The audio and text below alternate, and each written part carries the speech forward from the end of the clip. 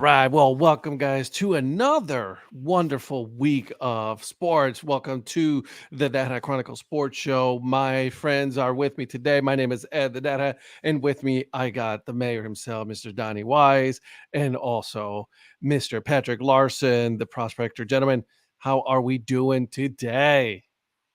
Doing well, staying warm, trying to. Well, you are in the great state of Ohio. OH, baby. It wasn't too bad. It got into the 40s today, so Yeah, it's not bad. Okay, so it wasn't that much warmer here. All right, it was in the 50s today. Only difference is there was sun here.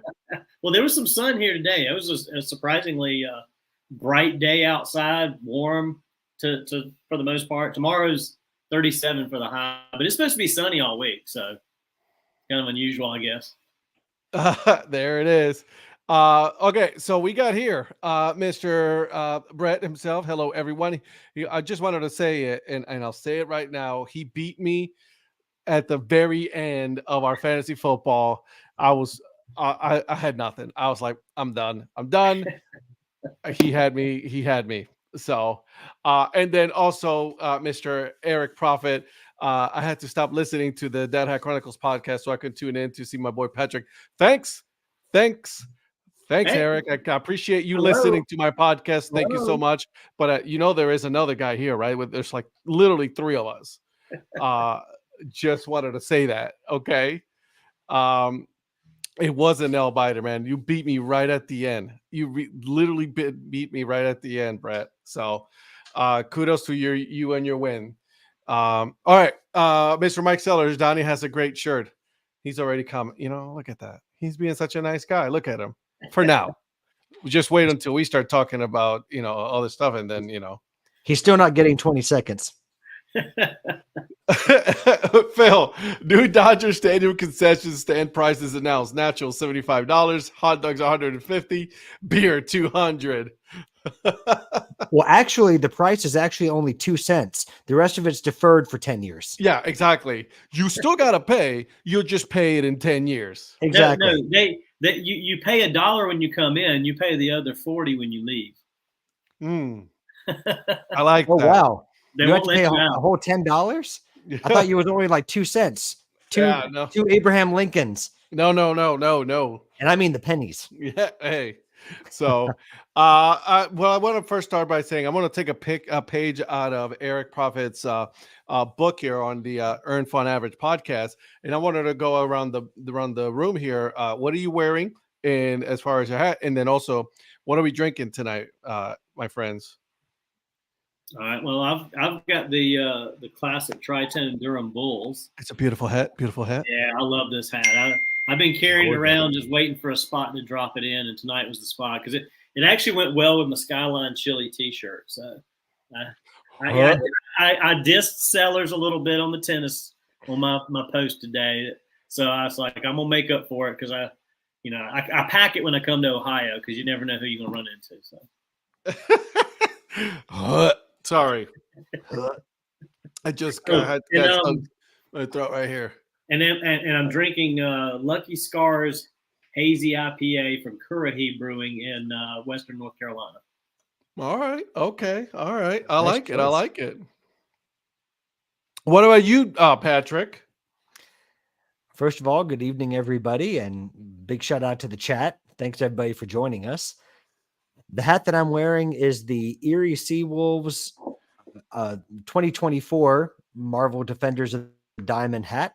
So you can see there a nice look. And I am drinking not a beer, but I am drinking again Gatorade Zero. So It's okay. Shout out to Gatorade.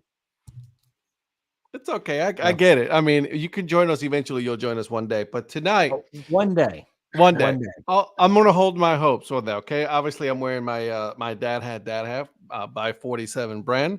47 talks to me. Let's talk some sponsorship.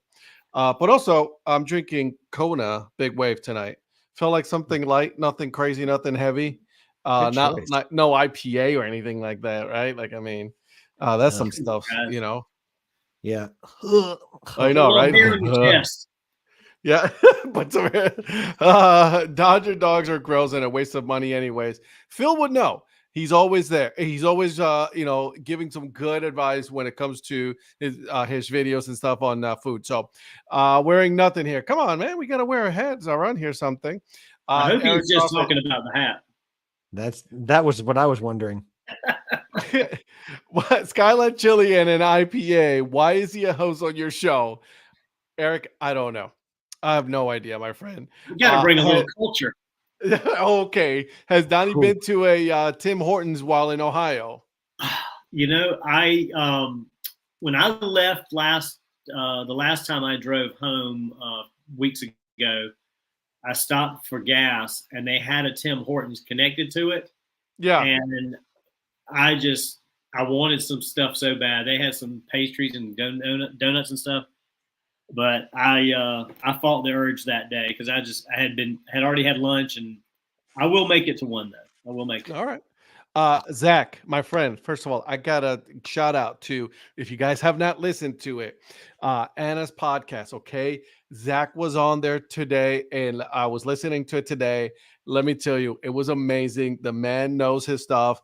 And much love on the Caribbean baseball. Caribbean baseball is their championship. The Caribbean baseball league is coming here, and I am so excited. Right, the end of January into February, it's going to be amazing. So, and as far as your question, Coquito, it's coming. We haven't made it yet, but we are not doing the virgin version. We are doing the one with rum. You got to have Don Q, which is the best rum there is around. So you guys, that's gonna be coming, right? Zach gave a shout out to Jungle Jim's Anna's Pod. Anyone that comes to this area has to check out the place. It's fantastic. The guy knows his thing. Okay, He really does. Zach knows, if you want to know about a team as well, he will have a picture and he'll tell you a story. So definitely check out that podcast. It was amazing. It really was. So. And I believe he was also on Mark Viquez's podcast this week as well. Oh, that's right. He Ballpark was. Hunter. That's right. He's also made appearances on Paul, on our friend Paul Caputo's podcast, and he's also been on some guy Mike Sellers' Up to Chat podcast. So as far as Kurt Bermudez is concerned, he's missing the Dad Hat Chronicles and Earned Fun Average. Is that what I'm hearing? Yes. And if you don't count the Hat History series, then yes. Listen, you guys should do a collab on Hat History. That'll be pretty cool. The whole video would be him teaching me. But that would be the entire video. Teaching us. There we go. It is. There we go. And man, listen, Kona beer, great stuff. So, all right, boys. Well, let's get to some of the news that came out today, as a matter of fact, right? I will start with, and this is something that we discussed a little bit, but not a whole lot, right? And guys, did you guys see that Florida State, in conjunction, the state of Florida, right, is decided that they are going to sue the college football playoff committee because, I don't know, they got left out. What do you guys think of that? It's funny because the attorney general for Florida is a Florida Gator graduate, but she's like, anybody can see a problem like this, and they're going after them for antitrust. Who said that? I said, is her name? Is that Pam Bondi? Is that who it is? No, it's Ashley Moody. Oh, okay. Ashley Moody. Okay, I couldn't remember.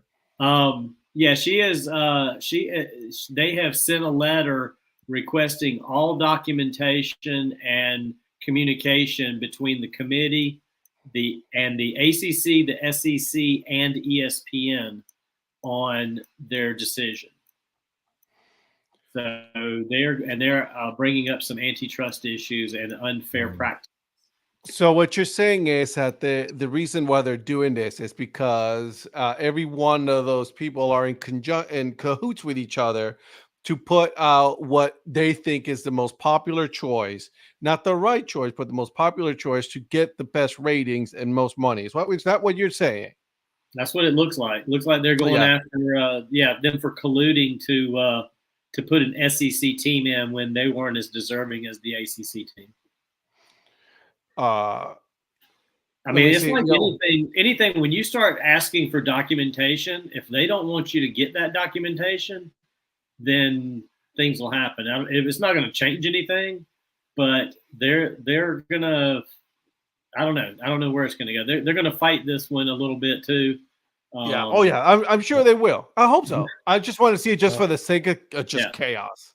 Just for the sake of chaos. I mean, this is, and I was born in Florida, but this is the same state that's also been taking on the Walt Disney Corporation. So they're clearly not afraid to take on entities of, but it has not been some of the things that they've done has not been the most popular. No, just saying. Well, I mean, where you stand on the issue or not, the fact is, like, there's been they've gone after Walt Disney Corporation for, no matter where you stand on it. And then they've also, now they're going after the NCAA and the whole college football playoff. I guess they named, correct me if I'm wrong, they named the committee itself. So everybody in the committee. Yeah. So they want text messages, they want emails, they want conversations, they want documentation, they want everything. Not just them, but ESPN, the committee, NCAA. Like, I mean, they went after everybody. They're like, we're going to do a blanket sue. Everybody's getting sued on this one. So, you know what I mean? What's the chance that Kirk Herbstreit gets subpoenaed? That would be hilarious. It actually says they're asking for all documents no later than January 11th, which is after everything, but as soon as the 26th.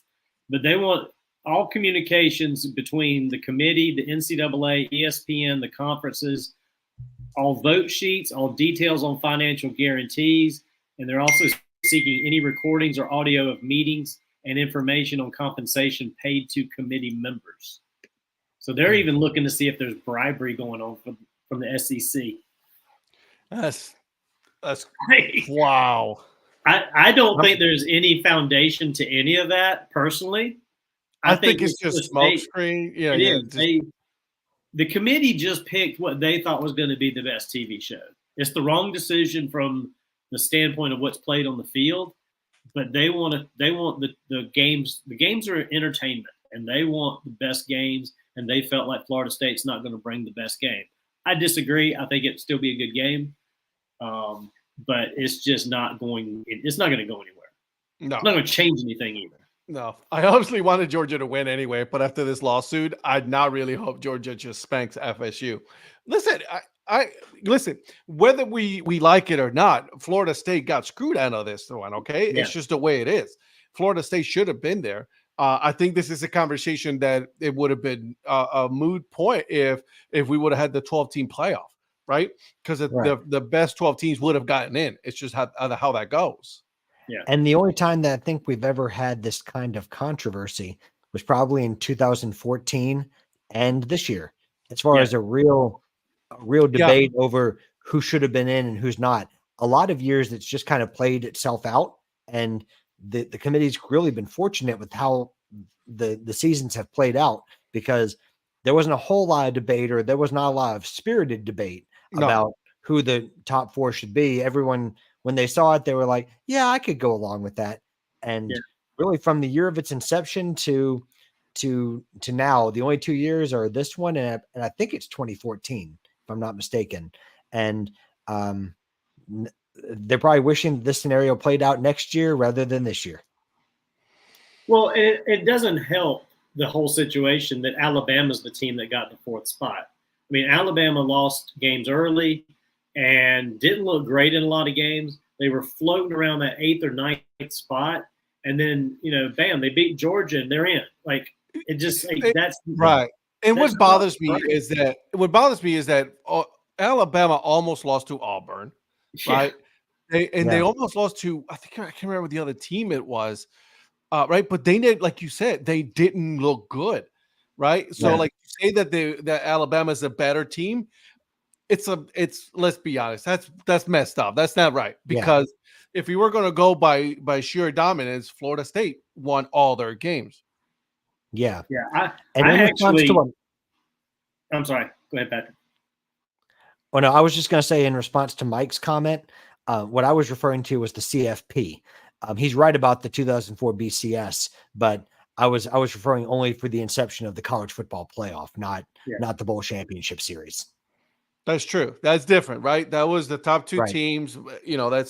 That's a different story. We're talking about the college football playoff.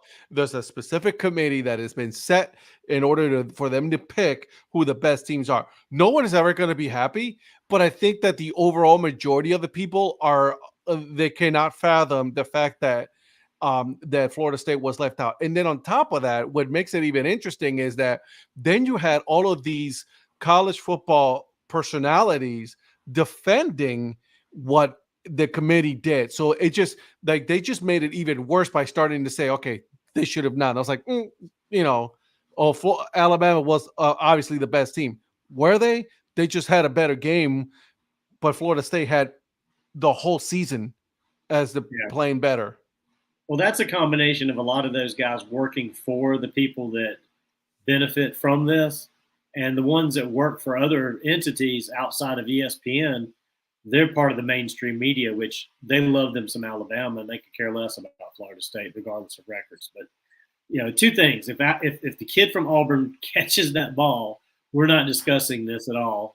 And secondly, I'm not a big Michigan fan, but I hope they just annihilate Alabama.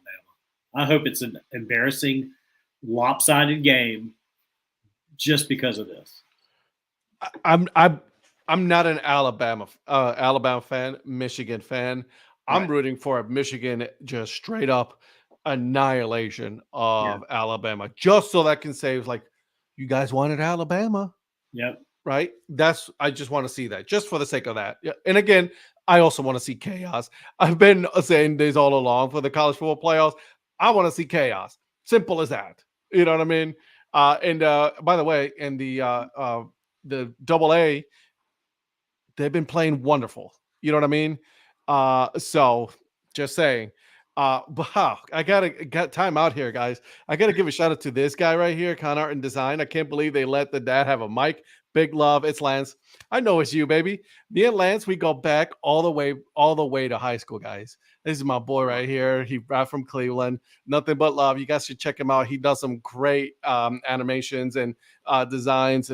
So you guys got to check him out. So give him a shout out. Give him a follow as well. I'll give you a call later, Lance. All right, Lynn, go blue, obviously. Mike Sellers, we don't count you now because you're just saying crazy things. Like you said that Georgia was the best team. Obviously, they weren't. And they're not in the college football playoffs. I love messing with Mike. I love you, Mike, but I just love messing with you, buddy. Go or Diggers, Colorado School of Mines is one win away from D2 title. There you go. Love it, Lynn. Again, AA, and then FC. They have their college system that has been working for so many years, and then we're still talking about Division I not getting their together. You never hear any controversy out of the lower level.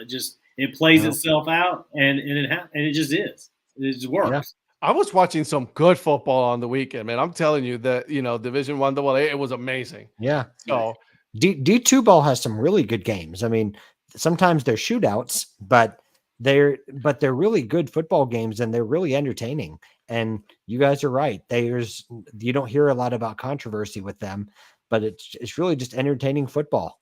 It really is. Will some of these guys make it to the NFL? Yeah, one or two maybe, but those are the ones that are going to be the ones that are just are really good, and then the other ones are just going to go to some other profession other than football, than playing in the NFL. So Northwest Missouri State and Pittsburgh State. There you go. Like, I mean, again, there's so much college football out there besides the Division I that it's just good stuff. So all right. The other, and let's move on, because obviously we're not going to get anywhere. Nothing is going to get resolved, right? Like, I mean, it is what it is. At this point, the top four is already picked. The money has been passed. It's been deposited into some, account in the Cayman Islands. So it's already done. That's all done and over with. All right. Well, let's talk about the other news that I sent you guys right before we were starting. is that the New England Patriots are parting ways at the end of the season with Bill Belichick. Now, here's what I'm gonna say on this is that where on earth will Bill Belichick end up at? Let's play the version of where on earth is Carmen San Diego, but let's just put Bill Belichick there. Where is he going to go now? Because obviously that's done and over with. There are a lot of teams that are going to need a head coach, right? Where, if you were to put your money now, where do you think that Bill Belichick is going to end up at? I say Washington Commanders. I don't know why, but I think it's one of those things where that new owner will give Bill whatever control he wants and let him run it just to get the Commanders in the right direction. Anything's better than what they've got right now. I think they're stale. I think it's, Rivera's run his course there as well. I just see that. And Bill's such a historian. I see him kind of following the footsteps of Lombardi, who went from Green Bay to Washington and finished his career in Washington. I could see Bill doing kind of the same thing. And so that's become the fourth host of the Dad Hat Chronicles. And shout out to Patrick's team, because according to Tom Curran, who's the insider for the Patriots in reporting all of this, this has been in the works since the Colts put the hammer on them in Germany. That's true. Gotten out. So the Colts have run him out of town. A robust, what was that? I think a robust 10-3. Exactly. I mean, put the hammer on him. I mean, if we would have picked at that point the over under on that one, whoo-wee. Yeah. You know what I mean? Professor Hatter, guys, also another content creator. He's on YouTube, on Instagram. Give him a follow. He has some great hats as well. Bill coaching in 2024, plus 200 DC, plus 500 the Chargers, or minus 1,000 Chicago. I don't know if he's going to go to Chicago. No, but I was going to say the Chargers, I think, would be a spot only because of the fact that you have a quarterback there that can do something in Herbert that if they didn't have someone like Brandon Staley coaching, you think that there's enough talent there to do something with. And coaching in LA, I could see that. I mean, does Bill Belichick look like your classic LA guy? Not necessarily, but he's a Martha's Vineyard kind of guy, right? I mean, he's a clam chowder dude. So but he's going to be looking. But he's going to be looking for a place where he can get wins, because we all know he's coaching because he wants to surpass Don Shula. That's his main motivation at this point. So he's going to be looking for a place where he doesn't have to rebuild. He wants to go and find a place that he could win. Now here's another interesting one. It's a very much a wild card because of his past with them. But what about Bill Belichick going back to New York to the New York Jets? If he has Aaron Rodgers? I don't think he goes to New York. I think they keep that whole core there. You think Saleh keeps his job? Yeah, I think Saleh keeps his job 100%. Okay. Yeah, I think he does. Just something I was thinking about, because wouldn't that be a story that the team he left after like a day after he took the job over from Bill Parcells. Well, for what? For him to leave after a day again? For leave after a day again. Yeah, exactly. I bet he gets into the commentary booth. Oh, that'll be, a page turner right there. But you can't win games in the commentary booth. That's true. Defensive coordinator in Green Bay. Highly doubt it. So, I think that, like you guys are giving some good teams, right? The Chargers. Yes, absolutely. Professor, I'm sorry. I don't think he goes to Chicago. I know you want to get rid of Eberflus. We all do. I don't think that whole situation is like it's stable as people think it is. They're trying to go for that number one pick. Thank you via Charlotte, the Carolina Panthers. So that's going to be interesting, right? Okay. But I just don't know if he's ready for that. I think that he needs a little bit more of an established team in order to get him to those wins. Another thought that just popped in my head, and if they move on with the New York Giants, would that be a spot he could land at? I mean, he was defensive coordinator there back in the day, and it's like, are they going to stick with Daboll? I think Daboll gets another year. He probably does. I think Dayball has already got enough cachet from what he did last year against the odds that he might get it. He might get another year to see if he can do anything. I think so too. I think both New York teams are set. They're not going anywhere. I think those are, Yeah. even with the whole debacle of the quarterback situations on both teams, right? Jones is out. Yeah. Aaron Rodgers is out. So Aaron Rodgers wants some stability. So that's why they're not going to get rid of Salah there, right? The whole New York Giants, they just made the playoffs, right? Last year, and this year it's just been, they should have, like I said, and I've been saying it since we started this show, right? They should have never given Jones that contract. They should have never done that. It was a bad contract. They should go for another quarterback, which they end up going after another quarterback. Sorry, Brett. DeVito is a good story. I don't think there's going to go much of anything. I think he probably will become a backup quarterback there as well. Still happy for him though. Oh yeah, super happy. Not so happy for his agent though. I don't know what he was doing. Dude, you were trying so hard to get your 15 minutes. That guy was playing the part hard. Too hard. Yeah. He looked like he was straight out of the comic books of Dick Tracy. Yeah. So exactly. Oh, that's good. Yeah. I was like, is that flat top out there or what? Exactly. To Zach's question there, I think if he had passed Don Shula, there's a chance he would probably. Yeah. I think Bill Belichick, in his dream of dreams, would love to coach the Naval Academy. He's a Navy guy. I just think that's probably his ultimate retirement coaching job. If the timing's right, I don't know what the situation is with the coach at Navy anyway, but he's not going there until he passes Shula in the NFL. No, I don't think so either. Yeah, he's got to translate to NFL wins. Yeah. Until he does that, he's not going to be satisfied. Yeah. All right, boys. I got the score sheet here, guys. Oh, joy. Braggadocious is what he wants to be here. Oh, I'm a brag. Exactly. So good. Although we both Exactly. lost, all three of us lost last night. Because you had such a lead. I had a good lead. I did. Hey, DeVito's agent. I thought I was watching The Sopranos for a minute. You thought so too, buddy. So all right, guys. So let's get into some of these games that we watched. Obviously, one of the biggest shocker was this one, the very first one, Patriots Steelers. Who saw that coming? Listen, I know the Steelers offensive is pretty bad, but the defense is always what's get them. And somehow, in the second half, the Patriots didn't score, but the Patriots put 21 points right at the half on the Steelers. Yeah. And then that's all they needed. Yeah. That one I couldn't fathom. So,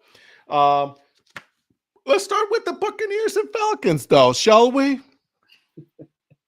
I believe, and I'm doing the math here, but I believe you guys said that Baker Mayfield was not going to win against Atlanta, right? Was that what I was hearing, right?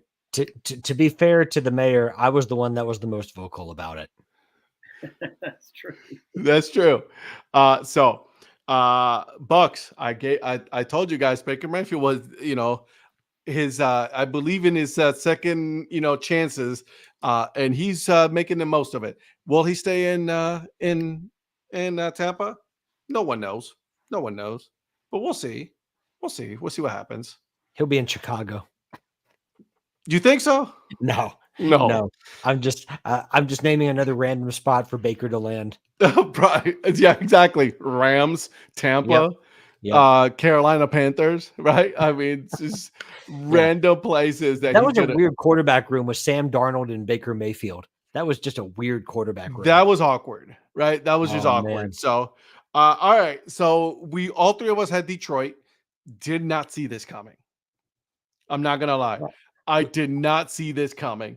I didn't know the Bears had 28 points in them for over 3 games, much less in one single game. That's what I'm saying. I don't know where this came from. All of a sudden you have, the Bears putting 28 points. Yeah. Who knew? And the Bears keeping the Lions scoreless for 3 out of 4 quarters. Because then when Exactly. they scored 13 in the second quarter.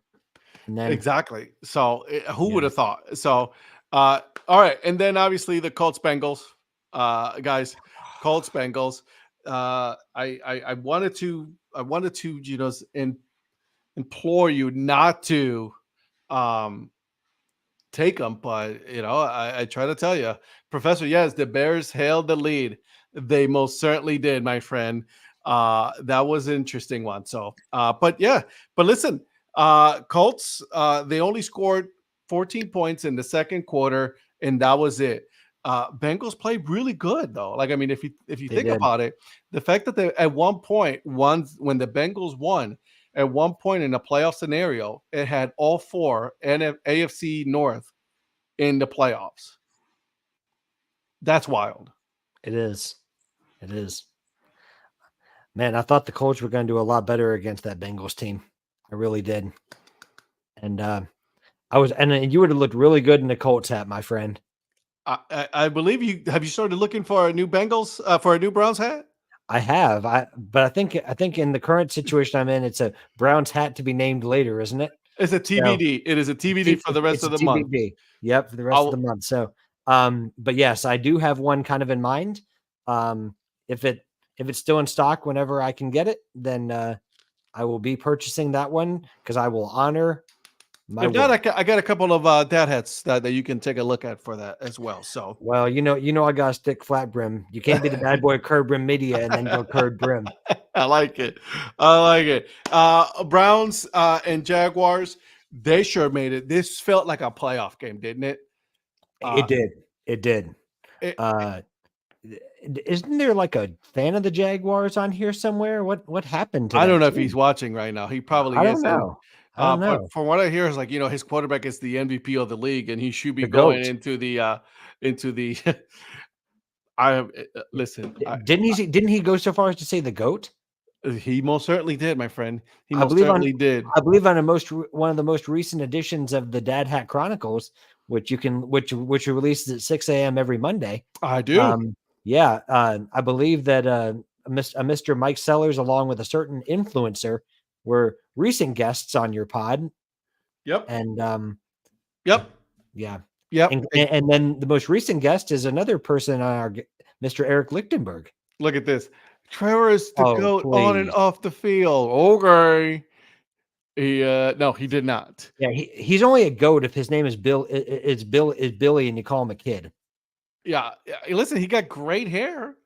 Great hair. He should be doing a Head and Shoulders commercial. He should. He can follow in the steps of Troy Polamalu because he's definitely not going to make it to the he's definitely not going to make it to the Pro Bowl. That's for sure.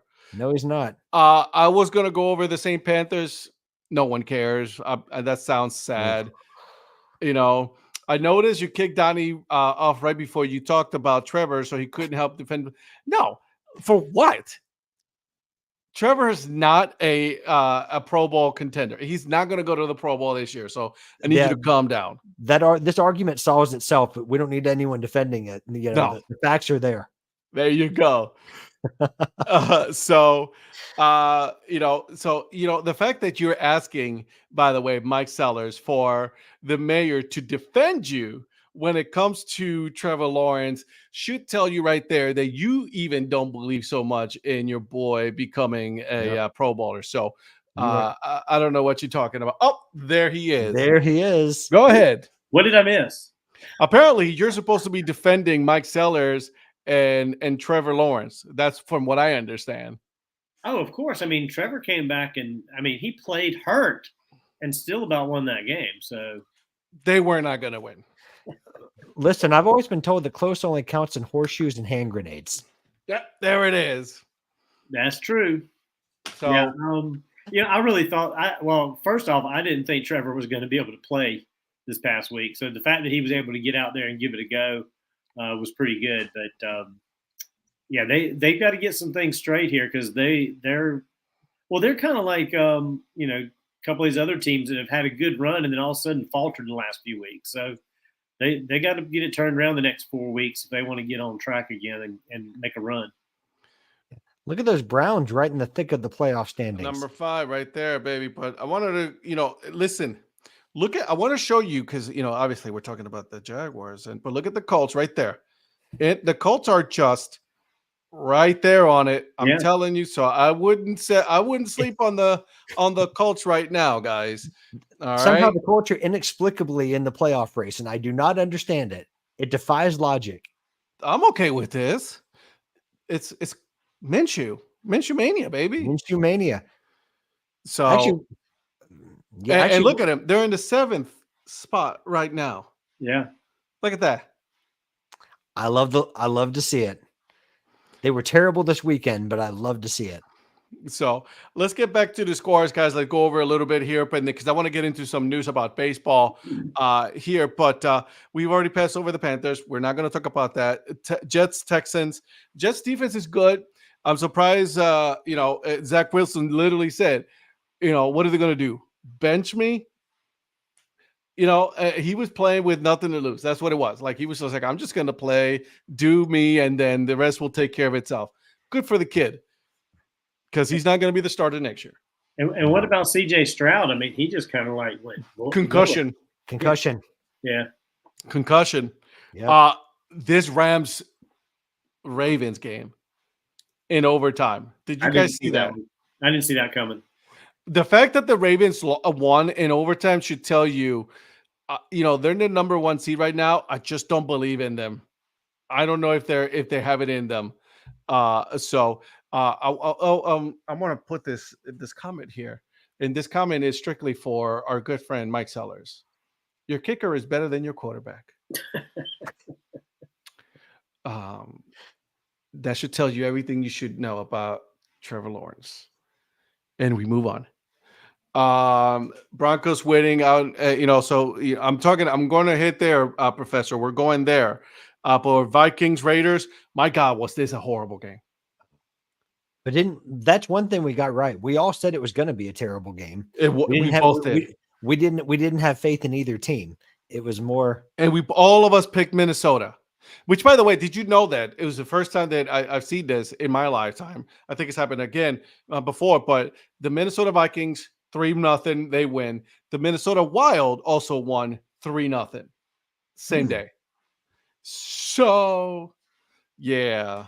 I saw another stat that was kind of interesting. There've been, I think it said there was 58 3-0 games in the NFL history, and 50 of those happened in the 1930s.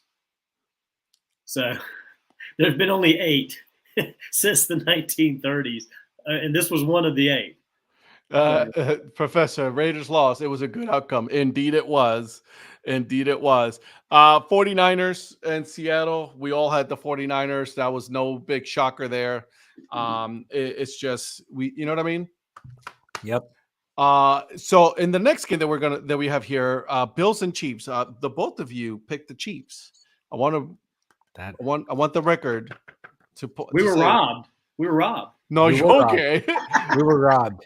Yeah, apparently, if you believe what Mahomes had to say, right? If you believe that what Mahomes had to say, no. Taylor Swift is going to come out with a song saying her new single is going to be "That Was Offside." Oh, that's a good one. That's a good one. The last time the 3-0 happened was in 2007. My man knows his thing. Right here it is.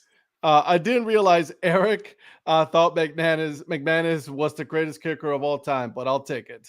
No, we're not saying he was the greatest of all time. I'm just saying we all agree that the kicker is playing a whole lot better than Trevor Lawrence, and Trevor Lawrence is not the greatest of all time.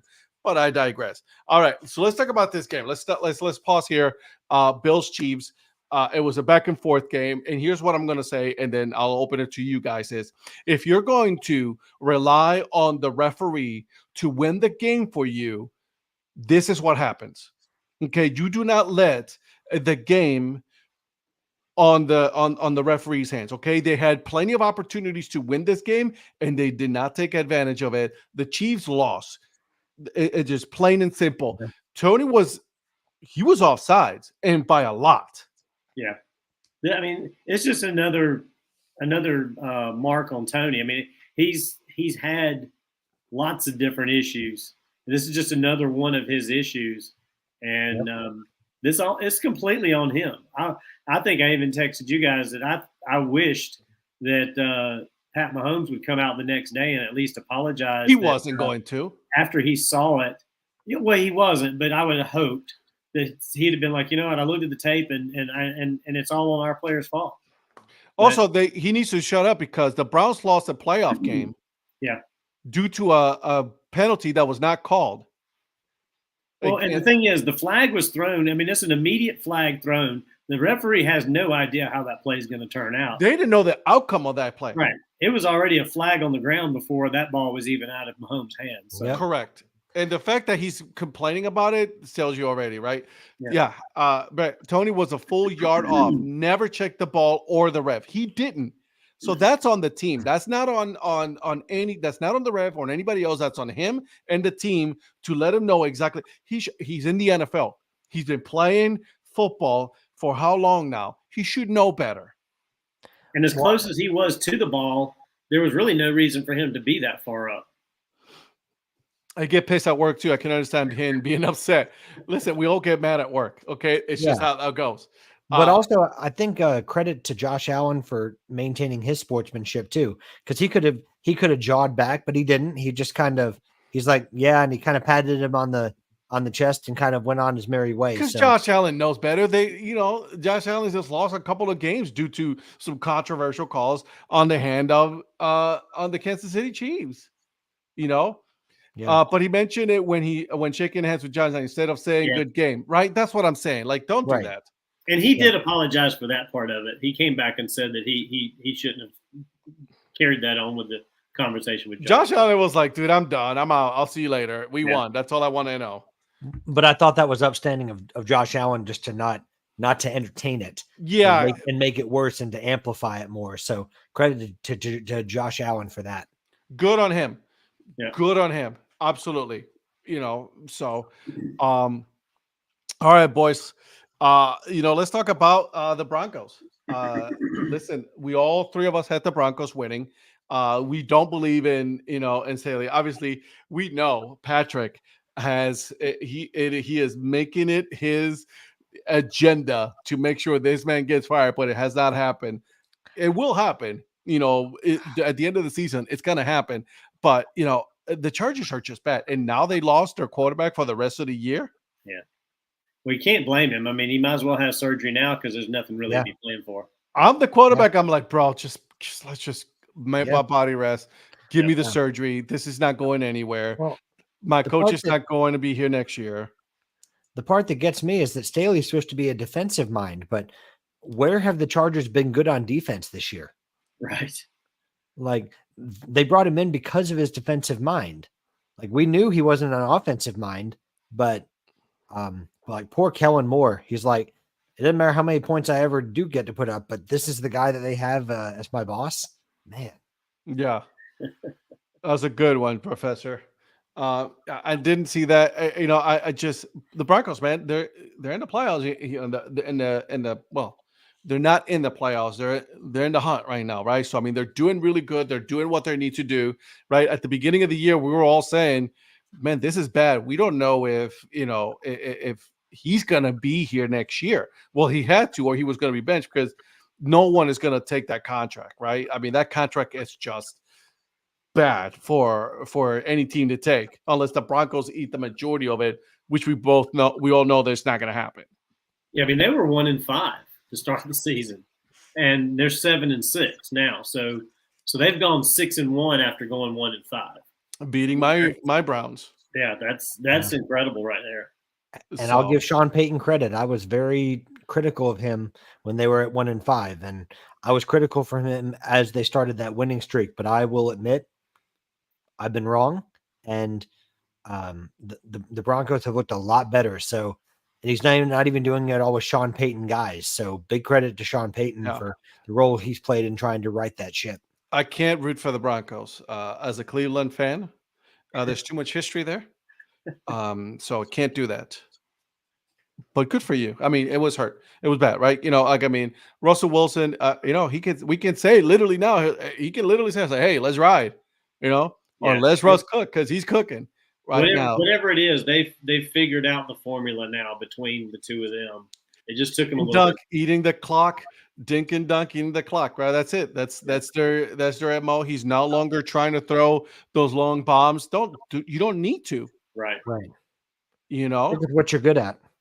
Exactly. Take what the defense is giving you. You're controlling the game, you're controlling the clock, you're eating yards. So do that, and then everything will turn around. That makes the defense even more tired quicker. So why not take advantage of that? He's turning Russell Wilson into a new version of Drew Bledsoe. I mean, Drew Bledsoe. Oh, I used to have a Drew Bledsoe jersey.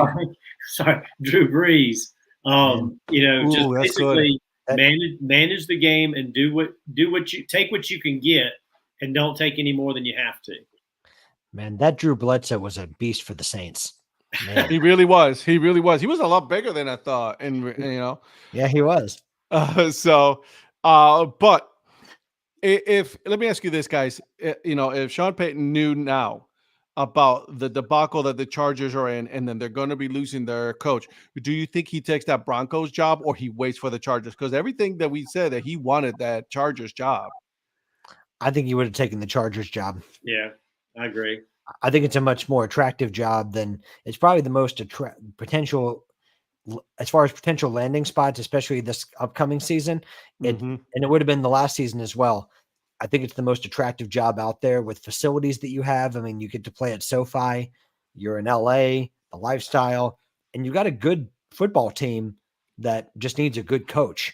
I think I'm not trying to just pick on Brandon Staley just for the sake of it. No, he's just to stay a defensive coordinator. I really do think there's a good football team in LA with the Chargers. I just don't think that Brandon Staley is the right fit for that team. Yeah. I'm with you 100%. There's some coaches that should never become head coaches, and there's some coaches that should, right?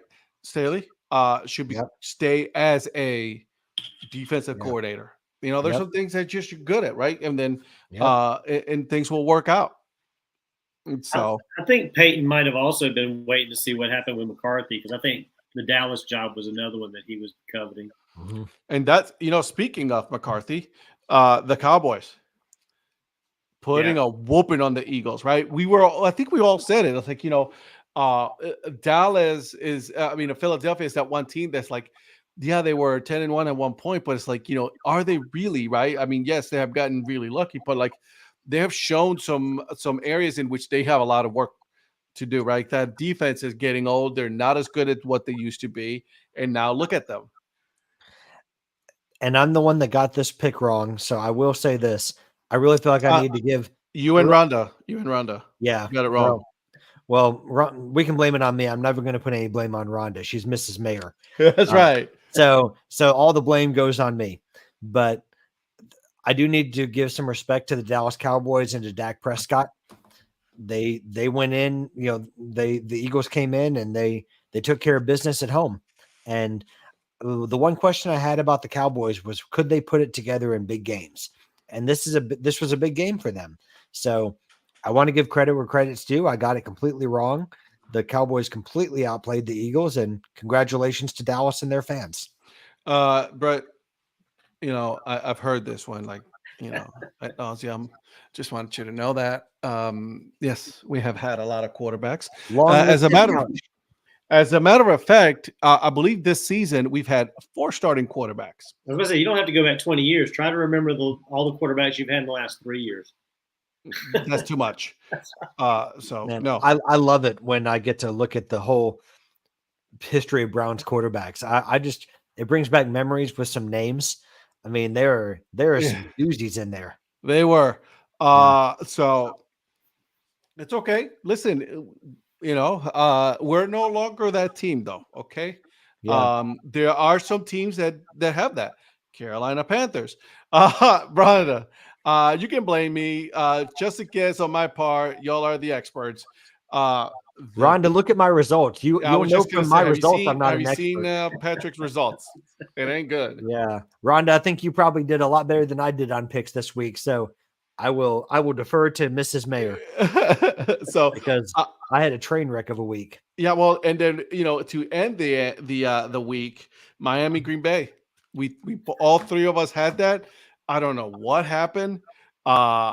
Giants and Packers, right? Titans out of nowhere, and it's funny because it was like by no more than 2 points. Like, the Giants won 24-22, and then you had the Dolphins losing by 1.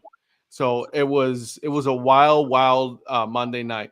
So yeah, I mean the fact that the Titans came back like they did was incredible. With it, 3 minutes to go or something, they're down 14.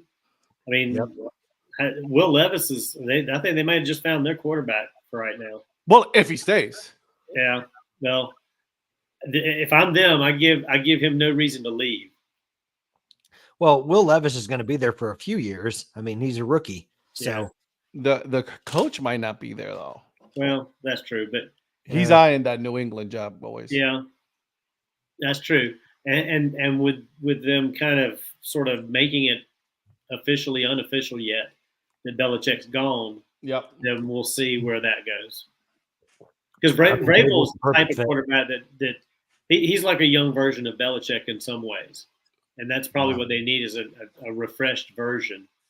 I think they both teams need a refreshed version, right? Yeah. The Titans need something new, and New England needs something new. I don't, now, once Belichick leaves, who is going to be the most tenured coach in the NFL? It has Tomlin. to be between Tomlin or Harbaugh, right? Oh, it's definitely Tomlin. Ooh. Yeah, Tomlin's been there longer than John. And they're talking about getting rid of Tomlin. I'm like, are you guys insane? Yeah. You know how many people would just jump at the sheer thought of having an absolute chance to get Tomlin? Yeah. And Pittsburgh is trying to say, some fans are saying that they should get rid of him. Are they insane? How the Pittsburgh Steelers, how Tomlin's gotten a record that the Steelers have with that team, that should tell you all you need to know about Coach Tomlin. With those 2 bad quarterbacks? Yeah. Yeah. He's like, you guys gave me those quarterbacks to play? He's got nothing to work with. I mean, sure, he has a solid defense, but he has nothing to work with on offense. Absolutely. Well, I mean, the Steelers as an organization are patient. And look at how many quarterbacks they went through before they found Roethlisberger. And then they had Roethlisberger for all those years. So all they're doing right now is they're kind of waiting through until that next quarterback lands in their lap. And it's not going to be, and it doesn't even have to be a first-round draft pick. They're the kind of organization that doesn't really worry about that. They want guys that fit them. Look at Roethlisberger, a MAC school guy out of Miami of Ohio. Yep. And that's why you see, like, they went with Pickett because he had potential. He was, he played in Pittsburgh. It could have been really a great thing. It just hasn't worked. So it was a calculated risk when they did it, and they knew when they made that pick that it was kind of what was he, a third rounder? I want to say. I think so. Yeah. Yeah, and so in the third round, you never know what you're going to get. You hope that you hit, and sometimes you do, sometimes you don't, and especially with quarterbacks, you just never know. Yeah. So, hey, listen, we'll see what happens, right? Like, I mean, we'll see. So, how about for the Titans, Brandon Staley? Man, you really are just trying to get them to just tank completely, huh? It's just a suggestion. I'm if you don't like it, you can throw it right back. He's just trying to help his Colts in their division. That's what I'm saying. Exactly. What? I would never do such a thing. Oh, have mercy. Bad Boy Program Media at your service. That's right. There you go. All right, boys. Let's get into a little bit of baseball before we get out, because we're here almost at the top of the hour here. Okay. So finally, we know Shohei Ohtani is a Dodger. All right. Congratulations. Apparently, Toronto never had a chance. Actually, that's not true. Toronto was the only other team that I think had a chance. From the things I've been hearing the last day or so, you're right. It was really only the Dodgers and Toronto. And let me ask you, because we've all seen the reports on the contract. And this was initiated by Shohei's camp. Yes. I mean, if anything should tell you, this man is baseball 24/7. Yeah, and the thing is, so when I heard the details the last day or so, and everything I listened to today, throughout the day, just listening to different sports talk, they're all like, is is baseball going to close this loophole or blah blah blah? Like, why are they worried about this? This is actually a good thing. If more players would do this, it would help their teams be competitive and them get the money. He's actually doing something that most players wouldn't do, which is, I'm going to defer all this money and interest free. He's not even charging them interest on it, just deferring this money. He does have a lot of other, things that he has. Well, I think he can get about 40 million in endorsements per year. I think right. Is what But I saw. if you think about any player that's going to garner this kind of contract, I'll be honest, I would have been charging interest on them. I would have been charging interest on the Dodgers. Well, either way, I mean, you're never going to spend that kind of money to begin with in a lifetime. No. So it's irrelevant to some point. And I mean, it's a benefit both in the Dodgers can spend money to get other players. They're going to go after Yamamoto now because they're going to have money to spend to go after him. And now you've got Shohei there, so why not bring another Japanese? I mean, just putting the two of them together, that's almost a done deal to me. I hope the Yankees can get him, but that really leans everything in the Dodgers' benefit. Plus, the Dodgers have 10 years to start shifting money into an annuity, a fund or whatever. So when 10 years rolls around, they can write that check and won't even miss it. No. So it's a win-win to me. And we always talk about these guys that handcuff their teams with these big contracts and they can't do anything else. This should be the way everybody goes. I don't know if other players will be as generous with the stuff, but why not? I mean, when you're done playing in 10 years, wouldn't you love to get a lump sum of $400, $500, $600 million instead of getting it now? What's it going to do you now? You're playing baseball. You ain't got time to spend it anyway. So why not just let it be sitting there when you get done? 100%. And you're going to be able to help out your family too. Right. Like I'm not mad at Shohei for signing with the Dodgers or with the deferred money on the contract. I think it's actually really smart to help your team, as the mayor already said much better than I could, about helping your team compete in the long term, because he wants to play for a contender and his actions back that up. The problem that I have with as far as Toronto's concerned is I don't think that the media has been very respectful of Toronto or Canada or of the Blue Jays. No. The way that they've characterized the way the Blue Jays played this has been really disappointing to see. And I'm not. Well, I'm the not media has been very disappointing. A lot of the major, you got, like Buster Only and all of that, talking about like how it should be, very public, how Shohei should have done this and should have done that. So, their credibility was hurt when they started doing that. Well, and the whole pushing of the narrative that Ohtani was on a private plane from Santa Ana, California to Toronto. I mean, it kind of made like Toronto look like a joke in some ways. And so when people were pushing that, I felt like it's really hurt, not only with the whole Ohtani situation, but I think it also hurts Toronto's ability to attract other free agents, because there's people that are almost making a mockery of how they've handled the situation, when I don't think Toronto just really done a whole lot wrong. They knew. Well, yeah, I mean, and really, I have my gripes with Atkins and and company sometimes, but I don't think the way they handle themselves in these negotiations, I don't think they have anything to be ashamed of. Because they really made it more difficult, as kind of what Donnie was saying. The Blue Jays were the only other real suitor, because their offer was right up there in the $700 million range with the Dodgers. And it wasn't, and the report was the Dodgers only upped theirs up by $100 million in the last day or two. So, so I don't know whether that's true or not, but that's just a report that I saw. And so the Blue Jays made a very competitive offer. It's just that Shohei is very loyal to, like, he doesn't like to, he liked where he was. And we knew all along he liked Southern California.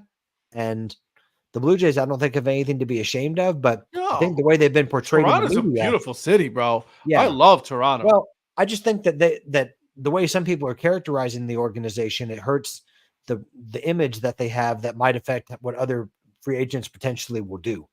I hope that I'm wrong on that, but I'm hoping like a Cody Bellinger or someone like that doesn't turn away from the city just because of the way some of the chief media people have been portraying Toronto. I don't think those guys listen to those people anyway. I think Toronto should hold their head up about how they handle this because they were the other team that were in this. They didn't say anything.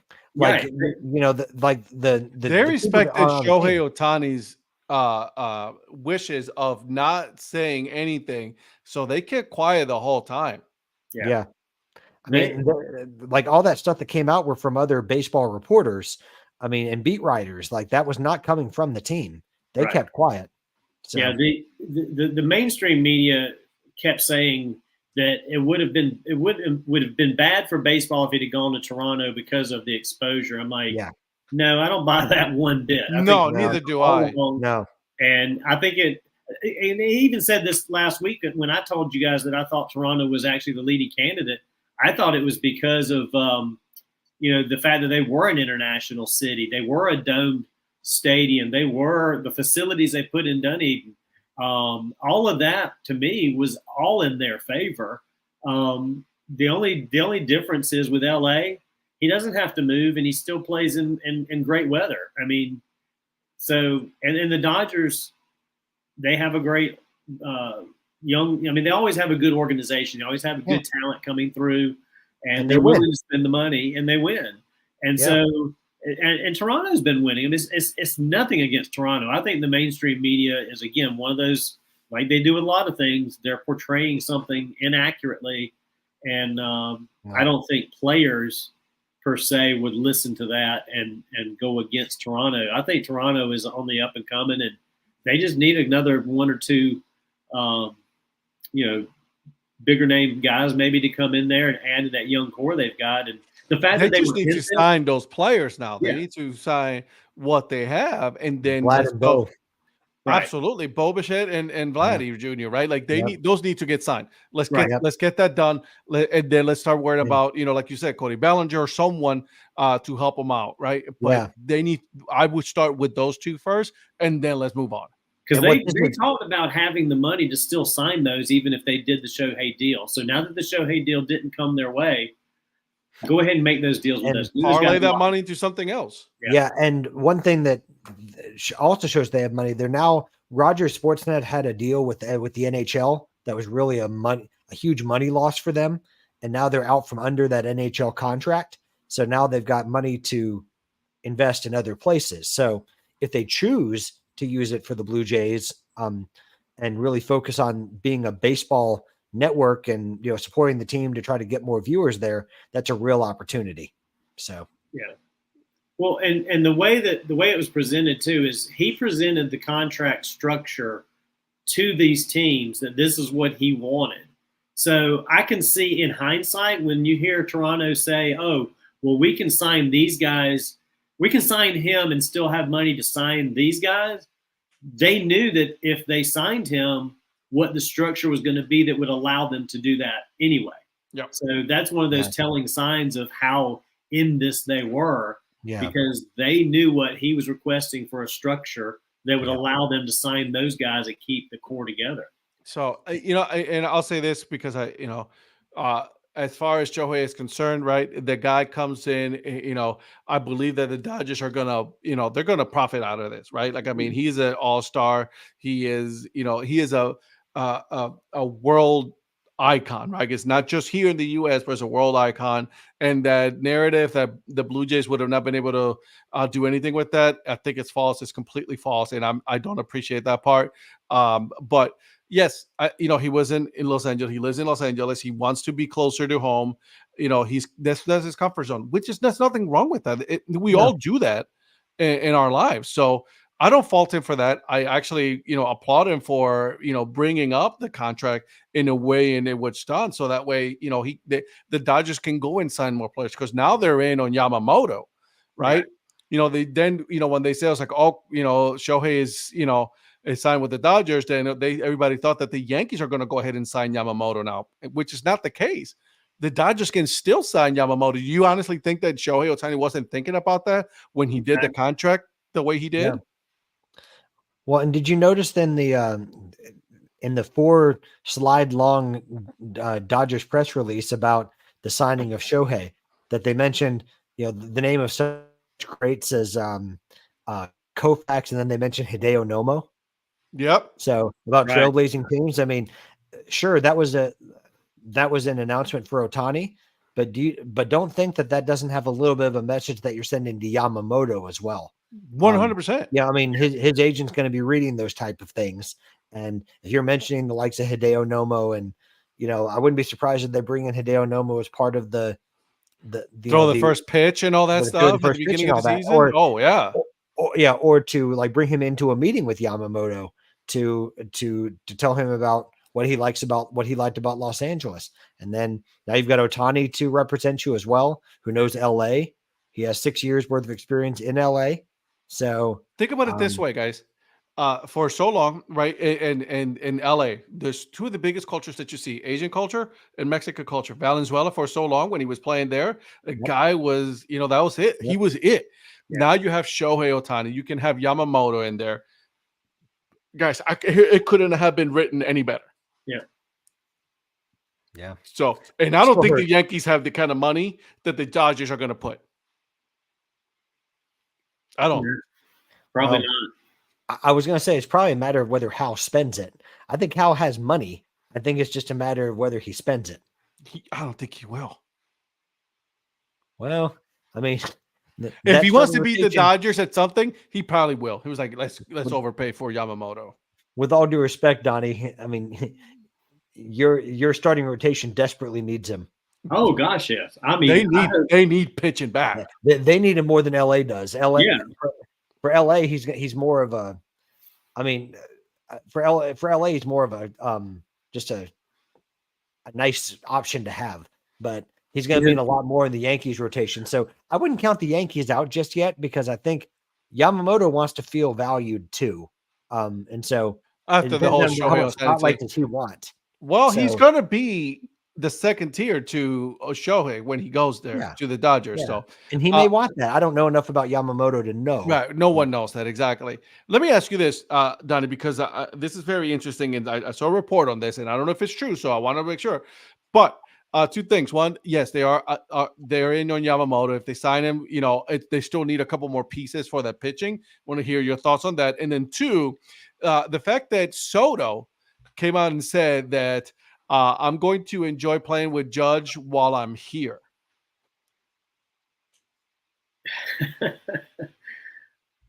I mean, you can take that from a semantic standpoint and say he's not planning to be here long, or you can also say that's one of these early shots at sign me, big money. I want a big deal kind of thing. So he's sort of planting that seed, like, while I'm here, so that the management's like, well, we need to make sure you stay here, that you're here for a long time. Right. So I think it's one of those little word plays. I don't know if it's calculated or not. I don't know him well enough to know if he's that calculated, or if it's just the way it came out and it was no meaning behind it. But I hope the Yankees will kind of go in the way of Dad and sign him and sign Yamamoto and spend some Yankees money. And, those are 2 guys that I don't see you going wrong with at this point. I mean, anything's possible, but we need both of those guys for the long term if the Yankees want to get back to being any kind of regular playoff team and have a shot at anything. Well, I think Yamamoto is the real game changer of the 2, with all due respect to Soto. Oh, I mean, Yamamoto is the one that really can transform that franchise if he plays up to the, to the potential that he has. I mean, it's very rare to see a pitcher come over this young from Japan. I mean, when you look at the likes of Arabu and Nomo, and guys like that. They came over after they were a lot more seasoned veterans than Yamamoto. That's what who's they only do. The 25. majority of them, when they Right. do come here, is they're Right. already in. They've had a full career in Japan. Sure. And Yamamoto is like 25 coming over, so that's a very rare thing. I mean, he's got so much more upside. He's got like that Tim Lincecum type of feel to him, like a prime Tim Lincecum. If you look at his delivery, he looks a lot like Tim Lincecum, and I mean that as a real compliment, because Tim Lincecum in his prime was almost unhittable. So that's the kind of pitcher that he could be over here if he translates well to the major leagues. So okay, I like it. And the Yankees have a history with some Japanese players too, so they can raise Well, the Dodgers on. They'd be like, "We'll see your number." I just want to see this. In fact, when they went to Japan, when Cashman went over to Japan, they were going to bring in Hideki Matsui for the first meeting. So that's a pretty big name to bring in. So yeah. All right, and just to wrap this up, and then I want to ask a question, but we're definitely going to have to, put it as a two-parter for next week for Thursday. Is let me ask you this: I don't think we'll ever see a ceiling when it comes to the amount of money being spent in Major League Baseball, right? I don't think Major League Baseball has any interest in putting a cap on the spending that the team do, right? But in your opinion, do you think that Major League Baseball needs, at the very least, needs a bottom that the teams need to spend? Absolutely. Because 100%. this is getting out of hand. Yeah. Yeah, they need a minimum payroll number of some kind, and it needs to be higher. Look at the Oakland A's at $38 million. Yeah, I mean, he was going to make. I mean, before the actual details. I mean, when you look at just the pure number of $70 million a year for 10 years, I mean that $70 million is already more than what was it, 8 or 9 teams' payrolls currently. Cleveland was one of them. Yep. Cleveland is a $66 million. Yeah, that's insane. So there definitely needs to be, $120, $125 million. Like, this is the minimum that you got to pay, brother. Right. Like, if you can't get out of the game, we'll get another owner that's going to spend the money. Yeah. Right. With that A's owner, he needs to realize that the Gap is only the name of the clothing brand he owns, not the gap in payroll between what the haves and the have-nots have, even though he's got plenty of money. That gap is getting bigger. So we're gonna park that conversation for Thursday. We'll start with that on Thursday. So keep me honest on that one, guys. But I wanted to really quick a couple of these comments here. I guess Soto may wander off in 2025. We don't know yet. Like, I mean, what Donnie said, maybe it's one of those things. Like, maybe I'm not going to be here. Maybe I'm just giving you a push so you can sign me, give me an extension on that. Yankees will probably do something at the end of the year into next year. But Cubs have Seiya Suzuki. We got a really good Japan player as an attraction to Wrigley. Absolutely. And then Brett wants to know, Donnie, would you like to wager ahead on our fantasy playoff game? Oh. Yeah, why not? I mean, I beat Jordan for the second time. I mean, she's been on fire, and I came through and I mean, I've beat her twice this year. I haven't beat Brett twice, but yeah, I'll put a hat on it. There you go, boys. You heard it here. Hope you have better luck than I do. I owe a hat purchase when I can do it. And thanks to him, I got eliminated of the playoffs, so I'm not in the playoffs for that. Thanks, Brett. Appreciate that. And then, real quick, I just want to mention before we get out of here too. Congrats to Clemson Tigers soccer team on winning national championship last night against Notre Dame. Second national title in 3 years now. And I was actually there in person in school in 1987 and watched them win the soccer national championship at Clemson at Riggs Field. Nice. Which was the second of their 4. So Clemson United. Yep, Clemson United. I like it. Baltimore had the 29th payroll, but won their division and 100 wins. We'll see how this goes, Professor. You're right about that. They did have a low pay. Tampa Bay, same thing. Cleveland had it, but didn't do anything. Oakland had it, didn't do anything. So, it still hasn't yet to be seen on what those numbers are. But we'll talk about that next on Thursday on our next show. So, all right. And then Patrick, what you got going on your minor league baseball head history, my friend? So a new episode drops tomorrow, and this week we have the Southern Maryland Blue Crabs. So interesting. So yeah. You may have noticed well, it was either I guess it was last week. I actually wore one of their hats on this very show. You did? And so they're I love coming that up you're this week. teasing your stuff into in the show. I appreciate that. Thank you so much. Hey, well, sometimes I am, sometimes I'm not. I love it. No, keep doing it, baby. People, I say it's just up to people to figure out if I am or not. So I love it. I absolutely love it. So yeah, so we're looking forward to dropping that. That drops tomorrow morning. So check that out, and hope you guys like it. All right, Mr. Mayor, what you got going on? You end up and you said you're going to a game now? Yeah, I got tickets. JJ and from up here in Ohio, JJ and I are going to meet up on Friday, going to the Cleveland Monsters hockey game. So nice. Looking forward to that. And Rhonda's all in on the Checkers. I think I mentioned that the other night, and she's going Saturday night with her with some friends of ours, and one of my roommates from Clemson, who I've known since fifth grade.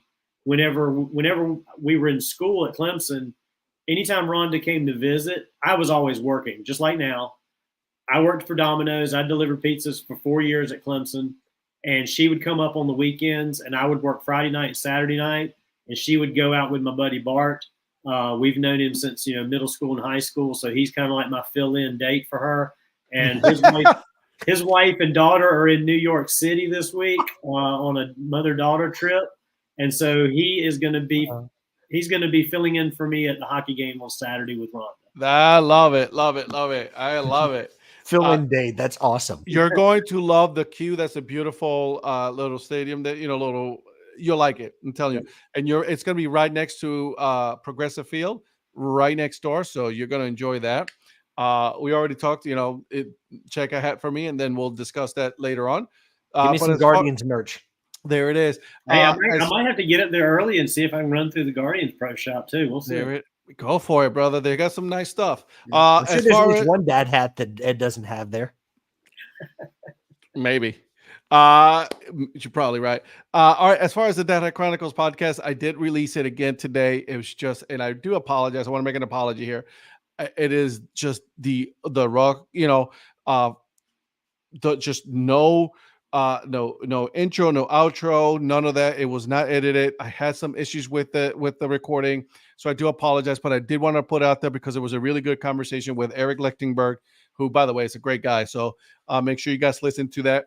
I released a couple of videos. Today I released a video on 47. I actually took you guys on a little tour of the site on what they have on sale right now. So make sure you check that out on my YouTube channel. And then tomorrow, unboxing video of my December mystery box that's coming tomorrow. So keep an eye out for that as well. And Ed, I know we need to go, but could I say one more thing? Sure. Can we all congratulate Mr. Ed Rivera on being recognized as a rising creator on Facebook? Yes. Yeah. Can you believe that? That was awesome, dude. Very good. Very good. That made my day. Thanks, man. Well, I just want to say congratulations. It's just a testament to the content that you keep creating and that grind that you keep putting in to release new content. So you should be really proud of yourself, and it's deserved. Appreciate it, man. I appreciate it. If you guys see my setup right now, I should take a picture of the computers, like my work computer and my podcast. It's hilarious. So appreciate it. Yeah, it came today. I shared it with the guys. So I'm very excited, very proud. I'm very humbled, though, to be honest with you. Well, you should be proud. It's hard work to be proud of. It does take a lot of work, though. I mean, it's no joke, right? Yep. But guys, we will see you guys on Thursday. 9 p.m. Eastern, not 9 a.m. because I'm going to be working. But 9 p.m. Eastern time, these three knuckleheads will be here. We will make our picks. We'll see how we do when it comes to that. But until then, guys, support the minor leagues.